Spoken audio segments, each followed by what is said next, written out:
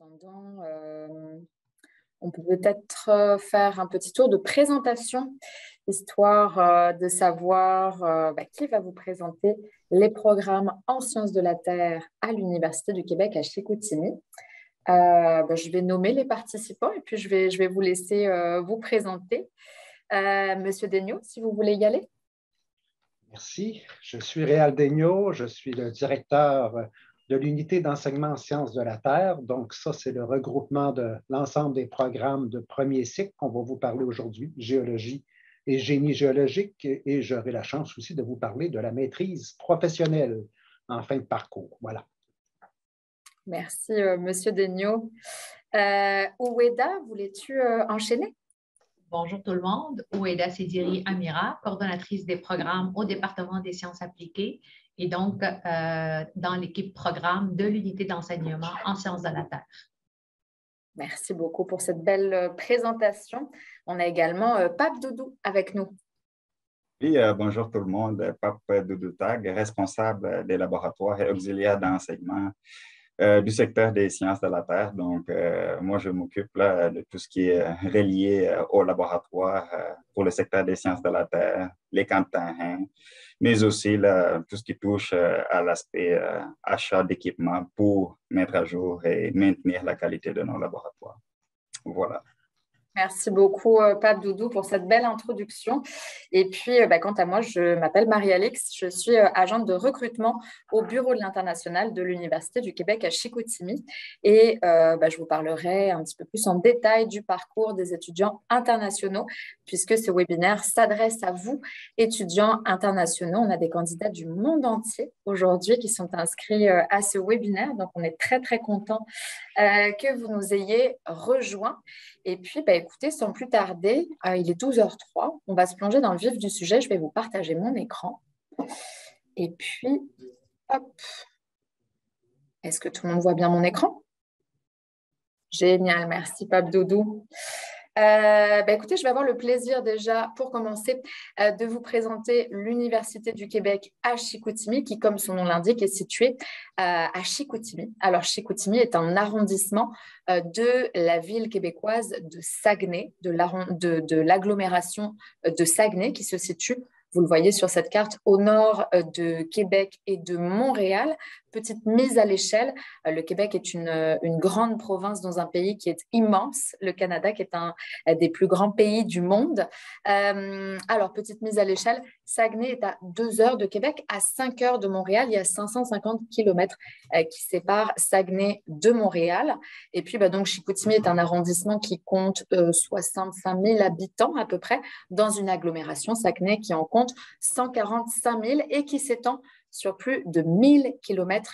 Donc, on est quand même sur une ville d'une grande ampleur, dans un territoire immense et magnifique qui regorge de ressources naturelles exceptionnelles. Vous le voyez ici sur cette photo. Alors, je ne vais pas trop en parler parce que je sais que M. Daigneault et Pape Doudou vont avoir beaucoup de choses à vous dire sur ce sujet. Mais voilà, je voulais vous mettre un petit peu l'eau à la bouche en vous présentant déjà sur la photo de gauche la ville de Chicoutimi, l'arrondissement de Chicoutimi, c'est le centre-ville. Lucac se situe un petit peu en haut à droite. Voilà, par là, c'est hors cadre de la photo. Ici, c'est l'hôpital de Chicoutimi. Puis Lucac est juste derrière sur un beau plateau qui surplombe le fjord du Saguenay que vous voyez sur la photo de droite, qui est une ressource, un attrait touristique majeur et une ressource minérale exceptionnelle. Donc, au niveau de ce territoire du Saguenay, gigantesque muraille de roc, vous le voyez, qui fait plus de 350 mètres de haut par endroit. Donc, vous allez voir que pour les programmes de sciences de la Terre, c'est un laboratoire à échelle humaine absolument magnifique. Alors, dans les raisons d'étudier à Saguenay, de choisir Saguenay comme destination d'études pour les programmes en sciences de la Terre, eh bien, vous le voyez, les gens, le milieu de vie, la nature. Déjà, en premier point, On pourrait dire que les Saguenayens sont reconnus comme des gens très chaleureux.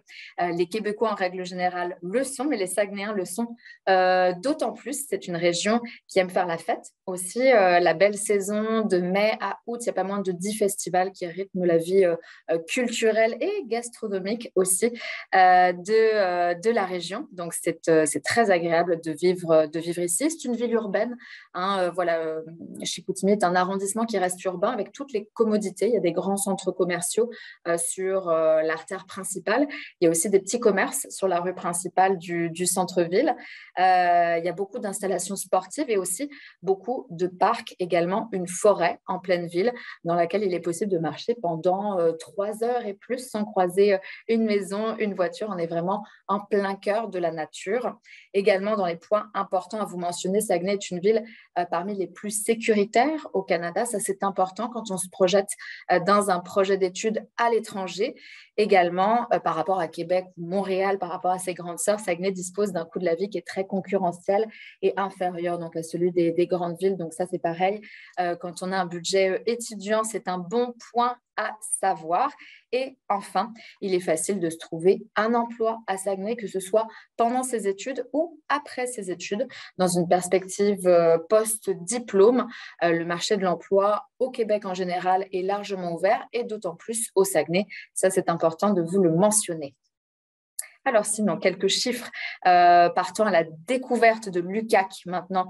Vous le voyez, on a un effectif d'à peu près 6500 étudiants qui viennent de 50 nationalités. Donc un campus à taille humaine, mais très multiculturel. Donc ça, c'est important également de vous le mentionner. Alors aujourd'hui, bien évidemment, on va se parler des programmes en sciences de la Terre, mais sachez qu'il y a également plus de 200 programmes d'études à l'UQAC. Également des subventions, des contrats de recherche. Nous avons plus de 200 partenaires à l'étranger et également une belle vie associative. Je sais que Pape Doudou aura l'occasion de vous en parler certainement. C'est très dynamique dans les sciences de la Terre, mais vous le voyez, par unité d'enseignement, il y a quasiment une association et plus. Et je vous dirais que celle de sciences de la Terre est très, très dynamique. Il y a plein de choses qui vous seront proposées. Et voilà, et à ce jour, nous avons diplômé 60 000 étudiants. Pour résumer, dans le fond, étudier à l'UQAC, c'est une expérience unique au-delà de la vie universitaire. Effectivement, les étudiants profitent d'un milieu de vie qui est très dynamique, qui est riche en rencontres, que ce soit sur le campus ou à l'extérieur du campus, et en découverte exceptionnelle. Vous voyez ici quelques photos. Donc, on a notamment, j'attire votre attention sur la photo en bas au centre, la vallée des fantômes. En ce moment, je vous dirais que l'enneigement ressemble pas mal à ça. On a été très, très gâtés au niveau de la neige au Québec cette année. On reçoit en moyenne jusqu'à 3 mètres de neige dans cette région des Monts-Valin, qui est située vraiment à 45 minutes du Saguenay, un magnifique parc national. Et donc, voilà, cette photo a été prise à la vallée des fantômes, qui est également un attrait touristique majeur de la région. Donc, voilà, où il est possible de faire de belles balades en raquettes. Mais vous le voyez, il y a également une belle vie estivale centrée autour des nombreux lacs de la région. Voilà, donc dans le fond, je vous dirais qu'étudier à l'UQAC, en effet, c'est bénéficier d'un milieu de vie qui est très dynamique, riche en rencontres et surtout un très bel découverte exceptionnelle pour les voyageurs, pour les amateurs de culture et surtout les passionnés d'environnement et de plein air. Alors, je céderai la parole maintenant après ce petit tour d'horizon au niveau de la région et de l'Université du Québec à Chicoutimi à Monsieur Daigneault et Pape Doudou pour nous présenter les programmes en sciences de la Terre à l'UQAC. Merci Marie-Alix, très très belle présentation. Je suis très content d'être ici aujourd'hui pour vous parler un peu de notre région, la région du Saguenay-Lac-Saint-Jean au Québec, mais aussi de nos programmes en sciences de la Terre, programmes que j'aurai la chance de vous expliquer un peu les différences. Puis là, je comprends bien sûr, Marie-Alix, que je vais te donner le signal de changer la diapositive. Donc maintenant, je vais commencer et pour le bénéfice de Pape Doudou, je te laisserai enchaîner, Pape, à partir des camps de terrain, si bien que j'aurai la chance de présenter les 2 programmes qui nous concernent au niveau de notre premier cycle, le baccalauréat en géologie, un baccalauréat qui dure 3 ans, 90 crédits, Donc 5 cours par trimestre, 28 cours obligatoires, 4-5 cours au choix. J'aimerais revenir, Marie-Alix, sur la précédente, simplement pour expliquer un peu l'image, puis je vais expliquer par la suite le deuxième baccalauréat en génie géologique et j'expliquerai les différences. Bien sûr, il y a un volcan derrière. Je mentionne tout de suite que ça ne vient pas de la région du Saguenay-Lac-Saint-Jean, ni d'ailleurs du Québec. Les roches volcaniques, par contre, sont très étudiées parce qu'on est dans un secteur au Québec où les roches volcaniques sont abondantes, des très, très vieilles roches volcaniques. On parle d'une période géologique très ancienne qui se trouve juste au nord de la région où on se trouve actuellement au Saguenay et qu'on va étudier souvent à partir de camps de terrain, que ce soit sur des projets de recherche. Les étudiants ont à y travailler. Et évidemment, on travaille sur des roches qui ont plutôt 2,7 milliards d'années. Ce sont d'anciens volcans comme celui-là, mais d'anciens volcans qui ont été complètement transformés, métamorphisés, évidemment, qui ont une histoire très, très riche sur le début de l'évolution de la Terre. Et ça va me permettre d'enchaîner cette fois-ci, Marie-Alix, à la suivante. Alors, on voit déjà des diapositives et celle-là, la photographie qui est là vient vraiment de la région. On est sur le bord du Saguenay. On est en train de faire des relevés dans un camp de terrain, apprendre à faire des mesures structurales, à reconnaître les roches sur le terrain. Et bien sûr, le cheminement en géologie, c'est 3 ans. Davantage orienté, la différence entre les deux programmes, la géologie est davantage orientée vers l'histoire de la Terre, le volcanisme en fait partie, le côté exploration minérale que j'aurai la chance de présenter un peu plus tard au niveau d'une maîtrise. Mais la différence avec le génie géologique, c'est que le génie géologique est davantage orienté vers les eaux souterraines, l'environnement. Donc, 3 années pour le baccalauréat en géologie. Je vais passer à la suivante. Tandis que le baccalauréat en génie géologique, d'abord, c'est un diplôme qui mène, dans ce cas-ci, au statut d'ingénieur, alors que le précédent est un statut de géologue. Il y a 2 ordres professionnels au Québec qui gèrent évidemment la pratique. Lorsqu'on est en géologie, on fait partie de l'ordre des géologues. Lorsqu'on est en génie géologique, on fait partie de l'ordre des ingénieurs. Très souvent, on fait partie des 2 ordres pour des raisons, évidemment, de champs disciplinaires qui sont partagés. Mais c'est 120 crédits sur 4 ans, donc un parcours de 5 cours par trimestre en moyenne. Dans le cheminement, il y a 41 cours obligatoires, un cours optionnel et un cours d'enrichissement. C'est un peu plus strict comme cheminement parce qu'on est assujetti à des agréments, c'est-à-dire une reconnaissance officielle par des organismes, dans le fond, qui conditionnent un peu le contenu des programmes. Donc, le côté ordre des ingénieurs nous amène à avoir des cours obligatoires un peu mieux, je dirais, cadrés. C'est une vue qu'on voit sur l'image qui est en plein milieu de la ville de Chicoutimi, où on va faire des relevés sur un site qui a été dégagé il y a quelques années, plus d'une dizaine d'années, par une inondation qui s'est produite en plein milieu de la ville et qui a libéré des affleurements rocheux tout autour d'une petite maison blanche qui est devenue un symbole, en fait, cette maison blanche, un symbole de résistance. Elle a résisté à une inondation majeure. Il y avait des courants d'eau de part et d'autre et tout le monde se demandait comment il se faisait que cette maison avait résisté. Et dans le fond, l'explication simple, c'est que les propriétaires avaient foré des trous dans le roc et mis des tiges d'acier à l'intérieur, si bien que la maison était vraiment solidement ancrée. C'est pour ça que c'est un symbole de résistance. La suivante, Marie-Alix. Et donc, un territoire exceptionnel, que ce soit au Saguenay-Lac-Saint-Jean ou les territoires qu'on peut visiter au nord, parce qu'il y a beaucoup d'occasions d'aller sur le terrain, d'aller dans la nature, d'aller faire des relevés, d'aller faire des mesures, et dans toutes sortes d'environnements, des environnements vierges qui font partie particulièrement du nord du Québec. Ce sont des belles aventures et derrière tout ça, il y a toujours des histoires géologiques fantastiques. C'est un peu le but des programmes, d'apprendre à comprendre cette histoire de la Terre sur des territoires exceptionnels. À partir d'ici, je laisse Pape Doudou. Merci beaucoup, Réal. Alors, bonjour tout le monde ou rebonjour tout le monde. Moi, je vais vous parler de la partie la plus excitante de notre programme, que sont les camps de terrain, les laboratoires, et ensuite, je vais vous parler un peu des activités parascolaires. D'abord, les camps de terrain. Il faut savoir que quand on parle, bien sûr, du secteur des sciences de la Terre, c'est des sciences appliquées.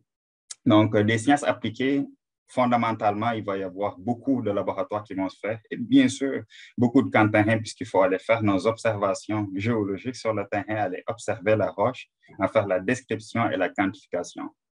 Et ça compte pour quand même pas mal beaucoup dans votre cursus. Donc, comme vous le voyez à l'image, on est sujet à beaucoup de sorties de terrain au courant de notre cheminement académique, que ce soit durant la session d'automne, que ce soit durant le printemps, donc à la fin de la session d'hiver, où on va en groupe faire des sorties essentiellement au Saguenay-Lac-Saint-Jean, mais aussi dans le territoire de l'Abitibi, essentiellement à Chibougamau et à Val-d'Or. Donc, aspect très important de notre programme, les camps de terrain. Donc, ça crée vraiment une ambiance très familiale entre le corps professoral et les étudiants.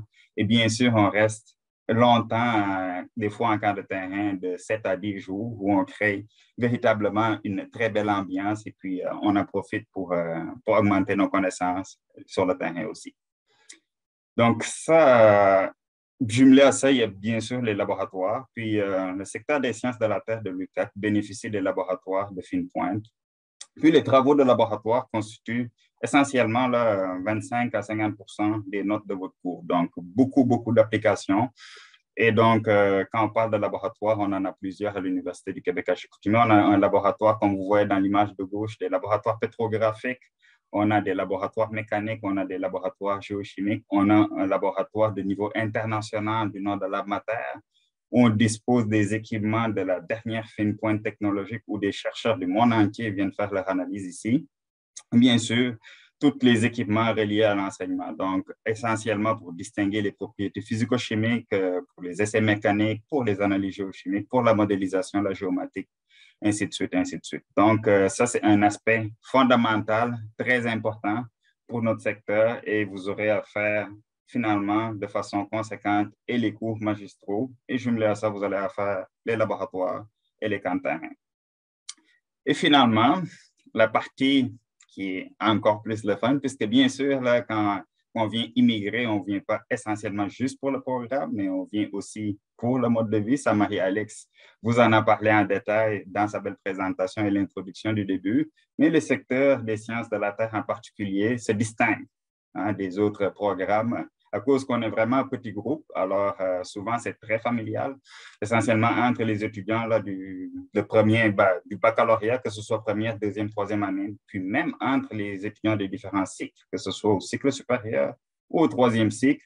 Donc, on a une association étudiante qui s'appelle l'Association étudiante des sciences de la Terre, qui sont vraiment une grande famille, font des activités ensemble parascolaires, autant pour les études qu'en dehors des études.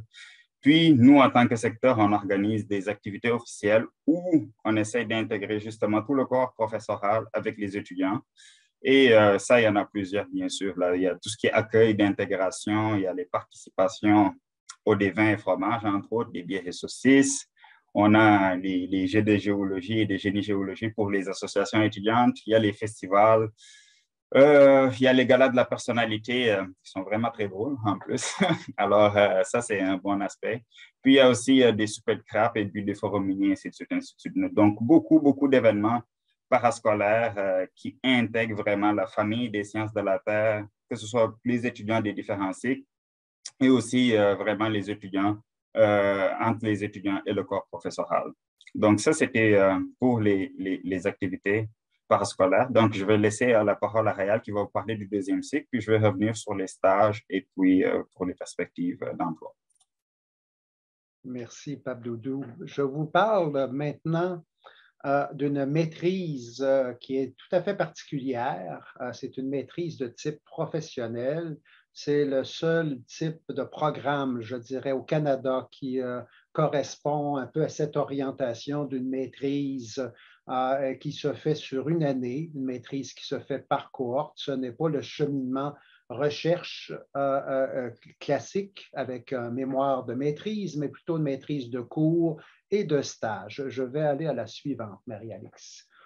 Alors, bien sûr, oui, j'ai dit que je vous parlais de la maîtrise professionnelle, mais il y a le volet maîtrise recherche, 45 crédits sur 2 ans, 4 cours intensifs par trimestre, 18 cours obligatoires. En fait, je vois mon erreur, c'est vraiment la maîtrise professionnelle qui est décrite ici, mais le 45 crédits se fait sur une année et non pas, c'est mon erreur, et non pas sur 2 ans. C'est une formule de maîtrise de cours intensifs, de cours en formule sur 2 ou 3 jours et de certains cours qui sont réguliers. C'est très orienté sur le volet exploration minérale. La raison est que c'est en adéquation avec des besoins d'entreprise. De fait, cette maîtrise-là, elle a été construite pour répondre à des manques, à des pénuries de main-d'œuvre dans le domaine des ressources minérales de la part des entreprises, si bien qu'on s'est arrimé à ces besoins-là pour construire une maîtrise qui répond à leurs enjeux, d'une part, et faire en sorte qu'il y ait un passage à travers le stage avec les entreprises qui permet d'aller chercher une expérience qui peut durer de 3 à 6 mois. Et ce stage-là est très important. C'est une bonne façon de se faire reconnaître par les entreprises, d'aller chercher une expertise.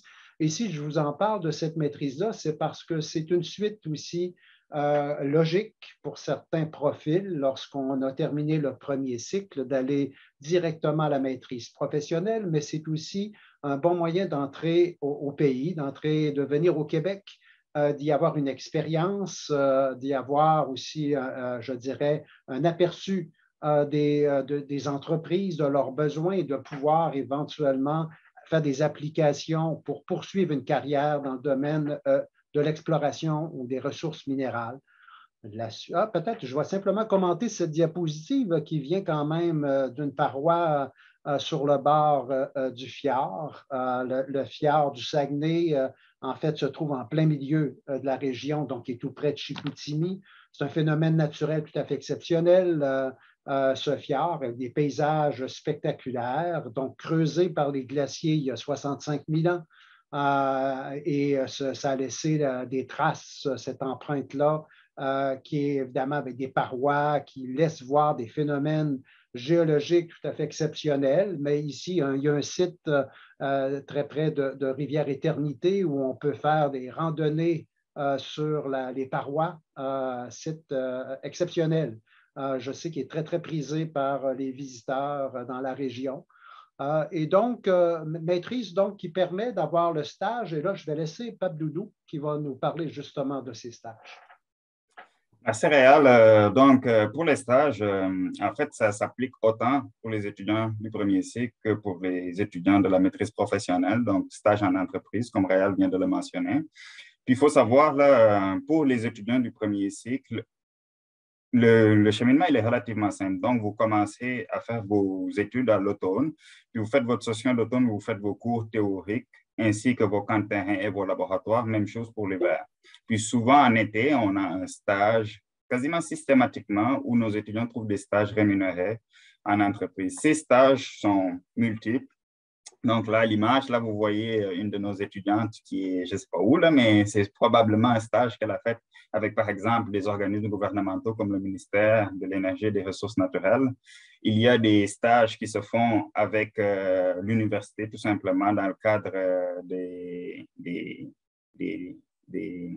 organismes qu'on a ici de recherche. Puis, il y a aussi les stages qui se font avec le privé, que ce soit en exploration ou en exploitation minière, par exemple. Et puis, il y a des stages aussi qui peuvent se faire en géotechnique. Donc, les stages sont multiples, ils sont variés. Puis, souvent, ça dure de 2 à 3 mois. Ça se fait durant la session d'été. C'est des stages qui sont rémunérés. Puis, je n'ai pas une statistique officielle, mais de façon quasiment systématique, tous les étudiants qui sont en géologie, génie géologique et à la maîtrise professionnelle se trouvent justement des stages en entreprise. Donc, si on va à la diapositive suivante et qu'on regarde justement les perspectives d'emploi, puisque les stages, c'est vraiment une façon de tester l'emploi qu'on va avoir ultimement en étant diplômé de notre baccalauréat en génie géologique ou en géologie ou à la maîtrise. Ça, c'est le portrait là, des pourcentages de nos étudiants sur les 8 dernières années et où est-ce qu'ils se sont placés après être diplômés. Donc, on a littéralement une bonne diversification où la majorité vont être en exploration minérale, donc 34%. Et puis, pour le reste, c'est assez varié. Donc, on en a qui sont en exploitation minérale, donc dans les mines. Il y en a qui travaillent en environnement et en eau, donc 7%. Il y en a qui sont des ingénieurs. Il y en a qui travaillent dans les firmes de génie conseil ou en géotechnique. Il y en a qui sont rendus dans des postes de gestion très haut placés. Puis, finalement, il y a 7% de autres. Donc, ça, c'est quand même une statistique significative puisqu'il faut retenir que sur les 10 dernières années, de la compilation qu'on a faite, il y a 93% de nos diplômés qui sont en train de travailler dans le domaine qu'ils ont diplômé. Donc, emploi quasiment statistiquement à temps plein sur les 10 dernières années, ça, c'est statistiquement absolument significatif. Donc, le marché de l'emploi est là, il est très bon. Les employeurs sont en demande quasiment permanente. C'est le manque de main-d'œuvre est criant un peu partout, mais dans le secteur des sciences de la Terre en particulier. Donc, c'est quasiment une garantie. Et les étudiants ont plusieurs choix maintenant, bien sûr. Tu peux tester en fonction de tes 3 années ou 4 années que tu vas faire au baccalauréat, les différents types d'emplois qu'on peut avoir en géologie, génie géologique et faire un choix en conséquence après la diplomation. Puis ici, on va en particulier, dans le cas des prochaines diapositives, Marie-Alex, dans le cas des perspectives d'emploi, justement, j'en ai parlé brièvement, mais on a l'exploitation et l'exploration des ressources minérales. Donc, ressources minérales, ça peut être du minerai, hein, donc l'exploitation des métaux critiques, qui est un argument en ce moment d'actualité, puisqu'on va faire la transition énergétique. Donc, il faut aller chercher des métaux critiques. Des métaux de base aussi, de façon classique, tout ce qui est cuivre, or, fer, ainsi de suite. Il y a aussi, bien sûr, tout ce qui est eau, ressources minérales très importantes. On a un volet important là-dessus avec le groupe R2O à l'université qui travaille fort là-dessus. Puis, bien sûr, si on est plus enclin à aller travailler dans les carrières et pierres des métaux industriels, il y a toujours cette possibilité qui est offerte en étudiant en sciences de la Terre. Puis, pour ceux qui sont plus en génie, il y a toujours le volet, justement, comme l'a mentionné Réal, ça vous donne une année de plus. Puis, dans cette année de plus, vous travaillez les mathématiques et grossièrement, les mathématiques et la mécanique. Donc, vous avez toujours la possibilité là, d'aller travailler dans les fermes, par exemple, de géotechnique et en géosciences. Et finalement, si on regarde la prochaine diapositive, Marie-Alex, le portrait des étudiants internationaux. Alors, ça, c'est la distribution compilée sur les 8 dernières années, justement, des étudiants internationaux qu'on a eus qui sont venus faire leur cheminement académique, baccalauréat au complet. On voit que la majorité étant des étudiants français, mais on voit aussi la diversité qu'on a. Donc, on a des étudiants qui viennent d'un peu partout, Afrique de l'Ouest essentiellement, la Chine, entre autres, la Nouvelle-Calédonie aussi. Donc, dans l'Afrique de l'Ouest, on a le Sénégal, Burkina, Cameroun, Côte d'Ivoire, ainsi de suite. Et un autre chiffre significatif, je vais terminer avec ça, c'est que de tous ces étudiants qui sont venus, 79% ont décidé par la suite de rester et de s'établir au Canada. Ils sont éparpillés un peu partout. Bien sûr, sciences de la Terre, géologie, c'est des étudiants, ben, c'est pas des étudiants, mais c'est des personnes qui aiment la découverte, la nature, qui aiment voyager. Donc, il y en a qui sont restés au Québec, il y en a qui sont allés un peu partout dans les autres provinces du Canada. Mais 79% ont décidé de s'implanter au Canada parce qu'ils ont trouvé des bons emplois, ce qui est statistiquement 8 sur 10, donc significatif, prouvant à quel point le secteur est dynamique et qu'il offre des bonnes perspectives ultimement de bien s'installer, d'avoir des excellentes conditions de travail au Canada. Sur ce, j'ai fini ma partie. Merci. Merci beaucoup, Pape Doudou, pour cette belle intervention et ces chiffres très intéressants. On va avoir l'occasion d'en reparler après dans une partie un peu plus pratico-pratique, donc en ce qui concerne l'accueil des étudiants internationaux à l'Université du Québec à Chicoutimi et au Québec plus généralement. Mais avant ça, on va parler des conditions d'admission dans ces beaux programmes des géologies et génie géologique que vous ont présentés donc Monsieur Daigneault et Pape Doudou. Et ça, c'est avec Oueda Sédiré Amira que ça va se passer. On va vous le formuler dans le fond sous forme de questions-réponses, un petit peu comme une entrevue. Cher Oueda, la première question que j'aimerais te poser, c'est quelles sont les conditions d'admission pour les étudiants au premier cycle? Alors, c'est très simple. Pour les 2 programmes de premier cycle, donc le baccalauréat en génie géologique et le baccalauréat en géologie, il faut détenir l'équivalent d'un DEC, donc un DEC québécois, l'équivalent, ou 13 ans de scolarité.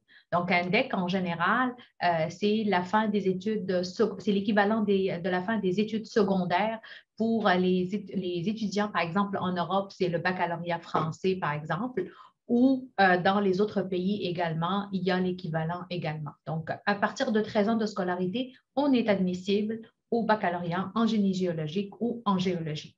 Pour ceux qui ne détiennent pas les 13 ans de scolarité, il y a la possibilité d'être admis quand même dans nos programmes. À ce moment-là, il y a une année préparatoire d'études où l'étudiant est admis à cette année-là.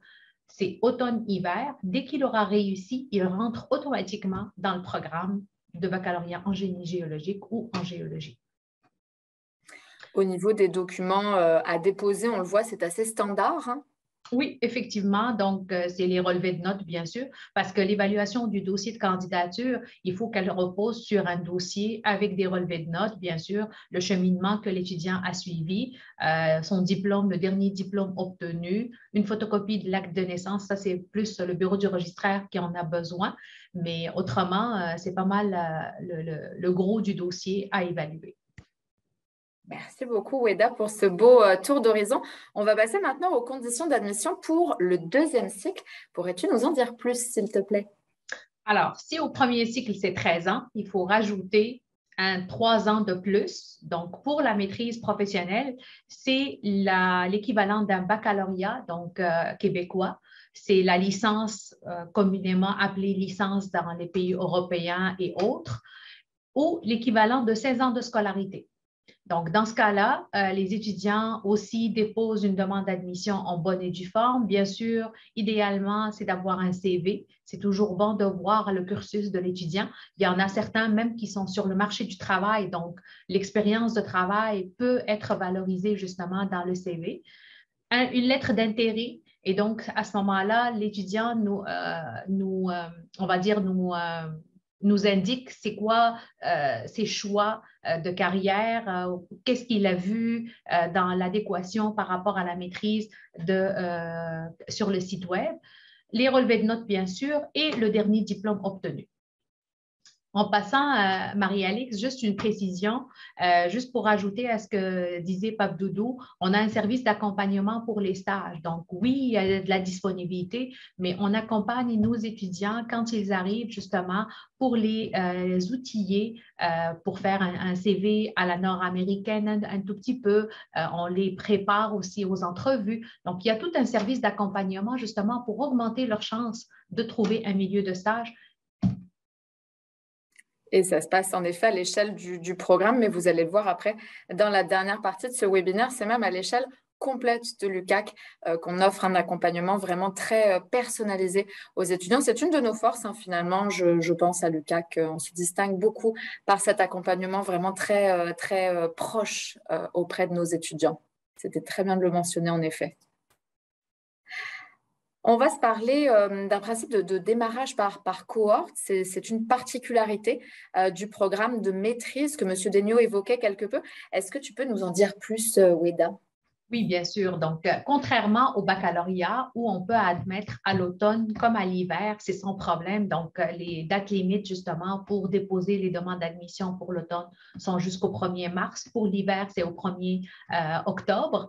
Par contre, pour la maîtrise, elle est un petit peu particulière parce que c'est un démarrage par cohorte. Ça veut dire quoi? C'est qu'il faut s'assurer d'un nombre X d'étudiants admis dans le programme pour pouvoir démarrer. Et donc, ce nombre-là, il n'est pas faramineux, ce n'est pas des centaines, c'est au minimum 6, on est capable de démarrer la cohorte. Donc, la cohorte, elle démarre une fois par année et c'est seulement à l'automne. Donc, pour ceux qui veulent faire leur demande d'admission pour l'automne 2022, il est encore temps.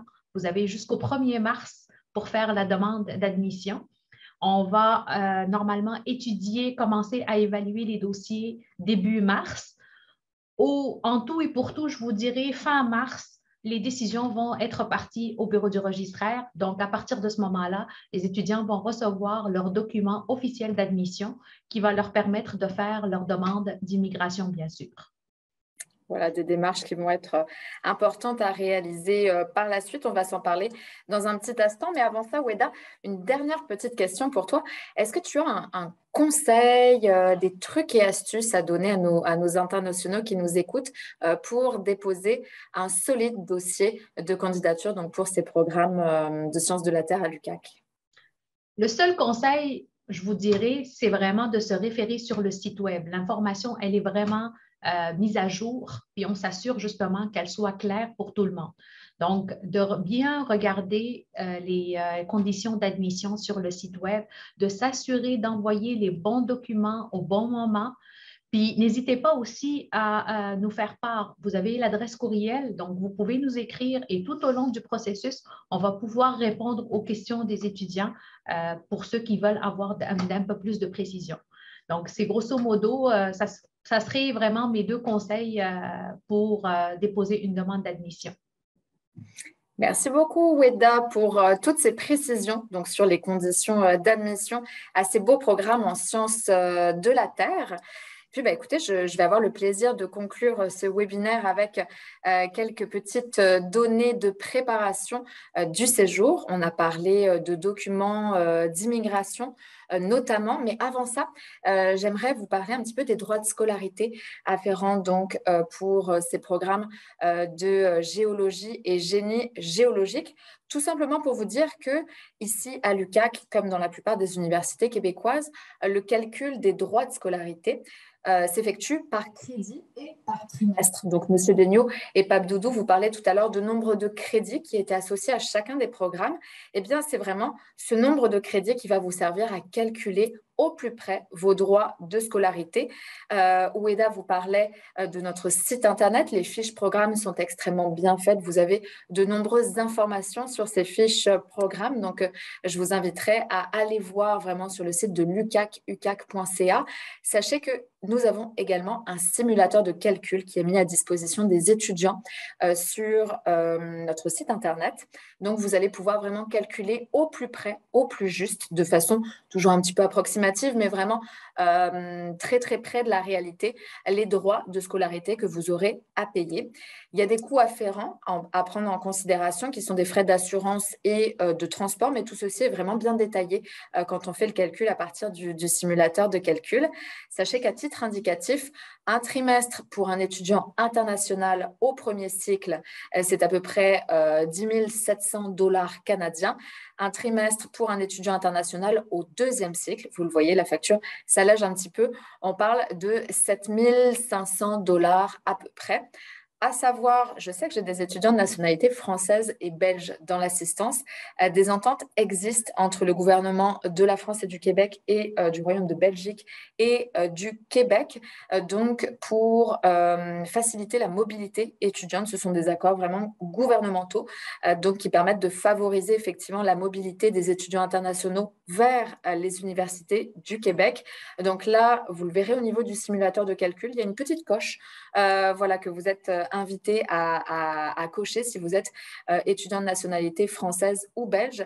Et la facture est un petit peu allégée par rapport aux autres étudiants d'autres nationalités, mais pour les étudiants qui ne sont pas de nationalité française ou belge, sachez qu'il y a des programmes de bourse qui existent et qui vous permettent, encore une fois, d'alléger un petit peu la facture au niveau des frais de scolarité, notamment une première bourse qui s'appelle Passeport vers ton avenir, qui est un programme de bourse qui est réservé aux étudiants de premier cycle qui ne sont pas donc de nationalité française ou belge pour, dans le fond, à côté, les accords gouvernementaux qui ont été conclus entre les gouvernements donc français, belges et québécois. À noter que nos programmes de bourse, en règle générale, et notamment le programme Bourse Passeport, sont des bourses partielles. Aucun programme de bourse à l'UQAC ne permet de couvrir entièrement les frais de scolarité, mais voilà, ça permet quand même d'alléger la facture de 2 000 $, vous le voyez, pour la première année, 2 000 $ pour la deuxième année, 1 500 la troisième année. Pour deuxième et troisième année, c'est sous réserve du maintien d'une moyenne suffisante. Mais généralement, je vous dirais que ça se passe plutôt très bien à ce niveau-là. Et dans le fond, cette bourse est automatique. Pas besoin de candidater. Si vous avez une réponse favorable à l'admission, eh bien, vous obtenez la lettre d'octroi de bourse en même temps que votre réponse à l'admission. Sinon, pour les programmes de deuxième cycle, Monsieur Degnaud vous présentait la maîtrise professionnelle. Donc, pour le deuxième cycle, il y a également la possibilité d'obtenir une bourse partielle pour cette maîtrise professionnelle. C'est sous forme de tirage, dans le fond, un tirage de bourse que nous proposons qui s'appelle des bourses d'exemption des frais majorés de scolarité. Pour ceux que ça intéresse, il y a plein de liens, d'hyperliens utiles sur notre site internet, encore une fois. Et donc, le tirage de ces bourses se fait au courant du mois d'avril. Donc, si vous êtes intéressé à postuler pour l'automne 2022, vous déposez votre dossier d'admission pour le 1er mars. Et donc, le tirage de bourse pour le deuxième cycle se fait au courant du mois d'avril. Une fois que vous êtes inscrit à l'UQAC, il y a également la possibilité d'obtenir des bourses qu'on appelle des bourses d'excellence qui sont attribuées donc selon les résultats académiques des étudiants. Et alors ça, pour ce faire, c'est un portail de bourses, encore une fois, qui est affiché sur notre site internet, un affichage qui est continu, qui se fait vraiment tout au long de l'année pour le dépôt de candidature. Donc, il y a un principe de moteur de recherche, on peut filtrer par domaine d'études, par cycle d'études également. Et après, tout se passe sur le site de l'UQAC. Vous remplissez un formulaire électroniquement et vous soumettez votre candidature électroniquement, donc pour tenter d'obtenir une bourse d'excellence. Alors, donc, je disais tout à l'heure qu'aucune bourse ne permet de couvrir complètement les frais de scolarité. Ce sont des bourses partielles. Il faut également savoir que donc, il y a les droits de scolarité d'un côté, mais de l'autre côté, il y a aussi les frais de subsistance. Donc, c'est-à-dire, c'est votre budget quelque part pour l'année, pour bien vivre au Québec. Donc, on vous a préparé un petit tableau récapitulatif des frais de subsistance pour un trimestre d'études. Donc, on a compté dedans le billet d'avion, la chambre en colocation, à savoir que là, les tarifs, effectivement, quand je vous parlais tout à l'heure de tarifs très concurrentiels par rapport aux grandes villes que sont Montréal ou Québec, ça se passe particulièrement sur cette ligne du logement, effectivement, qui est beaucoup plus modique que dans des plus grandes villes québécoises. Également, voilà, les livres et fournitures scolaires, à savoir qu'il y a de plus en plus de choses aussi sous format numérique, donc qui tendent à réduire un petit peu cette ligne budgétaire. Une petite ligne aussi sur l'épicerie. Dedans, on a aussi compté des restaurants, des cafés, des choses comme ça pour, voilà, on vous l'a dit, pour vous permettre vraiment de bien vivre au Québec et d'avoir une expérience universitaire vraiment idéale, optimale ici. Le cellulaire, c'est ainsi qu'on appelle le téléphone portable au Québec. Voilà, le portable, c'est l'ordinateur portable. Au Québec, le cellulaire, c'est vraiment le téléphone portable. Donc là, voilà, il faut compter un petit $40 canadiens, à peu près un petit $60 canadiens. Et on vous a mis également une petite ligne de budget sur les vêtements d'hiver, l'équipement pour l'hiver. Monsieur Degnaud et Pape Doudou, vous parlez de cheminement académique effectivement tout au long de l'année. Alors, il y a peut-être moins de sorties à l'hiver au niveau géologie, mais par contre, vous serez invité évidemment à profiter des charmes de la région. Et voilà, la saison d'hiver est une merveilleuse saison à découvrir au Québec. Donc, on vous a mis une petite ligne budgétaire pour vous doter d'un manteau et de bottes qui font pas grand froid que nous pouvons avoir ici. Mais quand on est bien équipé, écoutez, c'est que du bonheur. Documents d'immigration, Oueda l'évoquait, on va en parler de façon très succincte parce que voilà, on est vraiment dans une présentation des programmes en sciences de la Terre, donc on n'est pas encore dans une période, dans un moment qui est dédié à l'admission. Donc, si vous déposez votre candidature avant le 1er mars et que vous avez une réponse favorable à l'admission, cette réponse favorable, c'est vraiment le point de départ de 2 démarches essentielles pour venir étudier au Québec. La première, c'est le certificat d'acceptation du Québec. Donc ça se passe au niveau du ministère québécois de l'immigration. Et ensuite, il y a un deuxième document à obtenir qui est le permis d'études. Et ça se passe au niveau du ministère canadien de l'immigration. L'immigration, dans le fond, est un domaine de compétences partagées entre la province de Québec et le gouvernement fédéral du Canada. La province de Québec est une province un petit peu particulière à l'échelle du Canada, une province 100% francophone dans un pays qui est anglophone. Donc voilà, il y a un certain nombre de domaines un petit peu partagés. L'immigration en fait partie, domaine de compétences partagées. C'est pour ça qu'il vous faut obtenir 2 documents pour venir étudier donc au Québec. Vous le voyez, il y a des coûts également qui sont associés à ces démarches. C'est bien de l'avoir en tête dès maintenant, mais comme je vous le disais, ça c'est vraiment avec votre réponse à l'admission que vous allez pouvoir déclencher ces démarches-là. Selon votre pays de résidence, à noter que d'autres documents peuvent être à prévoir, notamment des visas supplémentaires. Ça, tout est expliqué sur le site de l'immigration canadienne. Et donc, voilà, vous allez pouvoir avoir la trousse de demande quelque part si vous sélectionnez votre pays de résidence pour savoir quels sont les documents que vous avez à fournir. Mais de façon générale, dans 90% des cas, sachez que le certificat d'acceptation du Québec et le permis d'études sont vraiment les 2 documents nécessaires pour venir étudier au Québec. Si vous avez des questions, Oueda, vous mentionnez tout à l'heure que nous étions joignables par courriel. Nous sommes joignables également sur notre site Internet. Voici donc les services et ressources disponibles à l'UQAC. Et il y en a encore d'autres. Vous avez donc les coordonnées du Bureau de l'International pour tout ce qui est démarche administrative et préparation du séjour. Donc, vous avez notre numéro de téléphone WhatsApp. N'hésitez pas à nous rajouter sur WhatsApp. Ça va nous faire grand plaisir de vous répondre via cette plateforme. On a également notre courriel info@international@ucac.ca. Donc, ça, c'est l'équipe des recruteurs de l'UQAC qui est joignable à cette adresse. Il y a également les coordonnées du bureau du registraire si vous avez des questions relatives à votre admission. Si vous déposez votre dossier donc avant le 1er mars, ça se passe au intreg@commercialucac.ca.